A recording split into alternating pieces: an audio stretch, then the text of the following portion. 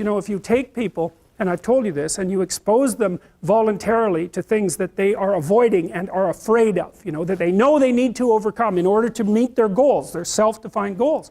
If you can teach people to stand up in the face of the things they're afraid of, they get stronger.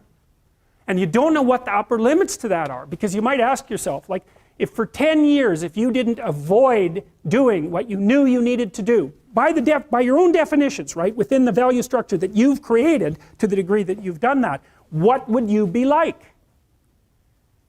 Well, you know, there are remarkable people who come into the world from time to time, and there are people who do find out over decades-long periods what they could be like if they were who they were, if they spoke their being forward.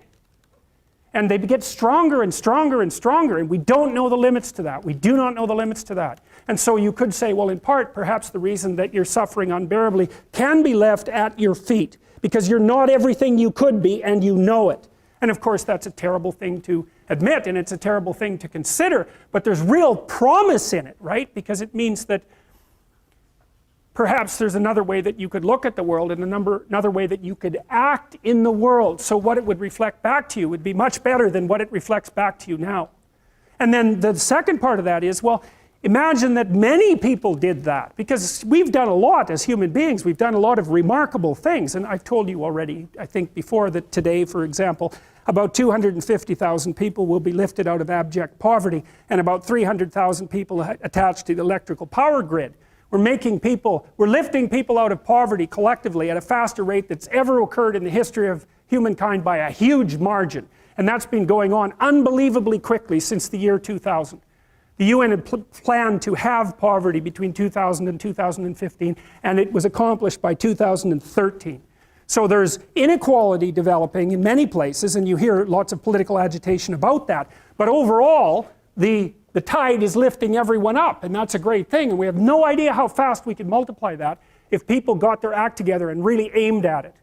Because, you know, my experience is with people that we're probably running at about 51% of our capacity. I mean, you can think about this yourselves. I often ask undergraduates how many hours a day you waste, or how many hours a week you waste, and the classic answer is something like 4 to 6 hours a day. You know, inefficient studying, watching things on YouTube that not only do you not want to watch, that you don't even care about, that make you feel horrible about watching after you're done. That's probably 4 hours right there. You know, you think, well, that's 25 hours a week, it's 100 hours a month, that's 2.5 full work weeks, it's half a year of work weeks per year. And if your time is worth $20 an hour, which is a radical underestimate, it's probably more like 50 if you think about it in terms of deferred wages. If you're wasting 20 hours a week, you're wasting $50,000 a year. And you are doing that right now. And it's because you're young, wasting $50,000 a year is a way bigger catastrophe than it would be for me to waste it, because I'm not going to last nearly as long. And so if your life isn't everything it could be, you could ask yourself, well, what would happen if you just stopped wasting the opportunities that are in front of you? You'd be, who knows how much more efficient? 10 times more efficient, 20 times more efficient. That's the Pareto distribution. You have no idea how efficient people get. It's off the charts. Well, and if we all got our act together collectively and stopped making things worse, because that's another thing people do all the time, not only do they not do what they should to make things better, they actively attempt to make things worse because they're spiteful or resentful or arrogant or deceitful or homicidal or genocidal, or all of those things all bundled together in an absolutely pathological package. If people stopped really, really trying just to make things worse, we have no idea how much better they would get just because of that. So there's this weird dynamic that's part of the existential system of ideas between human vulnerability, social judgment, both of which are major causes of suffering, and the failure of individuals to adopt the responsibility that they know they should adopt. And that's the thing that's interesting too, is that, and like another thing I've often asked my undergraduate classes is, you know, there's this idea that people have a conscience. And you know what the conscience is. It's this feeling or voice you have in your head just before you do something that you know is stupid, telling you that probably you shouldn't do that stupid thing. You don't have to listen to it, strangely enough. But you go ahead and do it anyways, and then, of course, exactly what the conscience told you was going to happen inevitably happens, so that you feel even stupider about it than you would if it happened by accident. Because you know, I knew this was going to happen, I got a warning it was going to happen, and I went and did it anyways. And the funny thing too is that that conscience operates within people, and we really don't understand what the hell that is. So you might say, well, what would happen if you abided by your conscience for 5 years or for 10 years? What sort of position might you be in? What sort of family might you have? What sort of relationship might you be able to forge?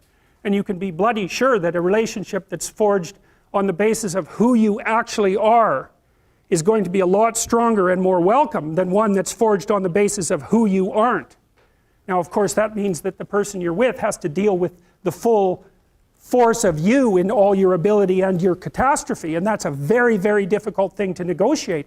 But if you do negotiate it, well, at least you have something, you have somewhere solid to stand, and you have somewhere to live, you have a real life, and it's a great basis upon which to bring children into the world, for example, because you can have an actual relationship with them instead of torturing them half to death, which is what happens in a tremendously large minority of cases.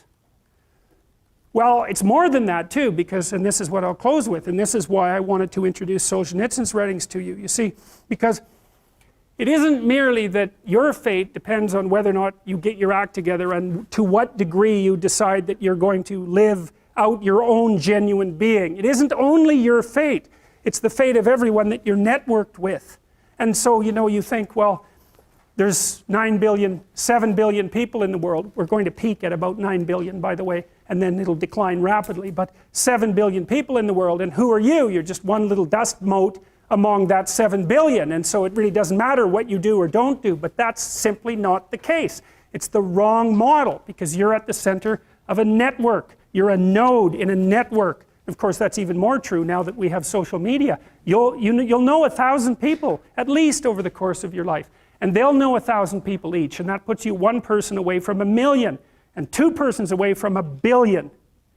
And so that's how you're connected. And the things you do, they're like dropping a stone in a pond. The ripples move outward, and they affect things in ways that you can't fully comprehend. And it means that the things that you do and that you don't do are far more important than you think. And so if you act that way, of course, the terror of realizing that is that it actually starts to matter what you do. And you might say, well, that's better than living a meaningless existence. It's better for it to matter. But I mean, if you really asked yourself, would you be so sure if you had the choice? I can live with no responsibility whatsoever. The price I pay is that nothing matters.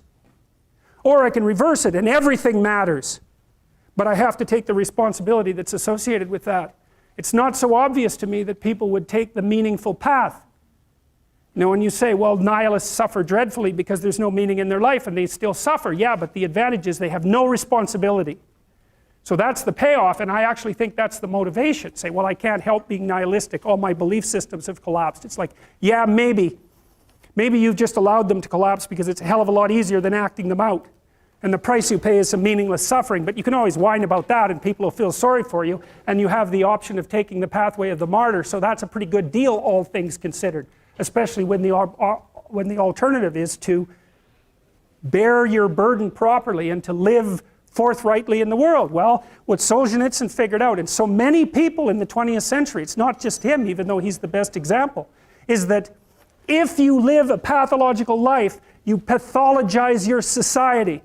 And if enough people do that, then it's hell. Really. Really. And you can read the Gulag Archipelago if you have the fortitude to do that, and you'll see exactly what hell is like. And then you can decide if that's a place you'd like to visit, or even more importantly, if it's a place you'd like to visit and take all your family and friends. Because that's what happened in the 20th century.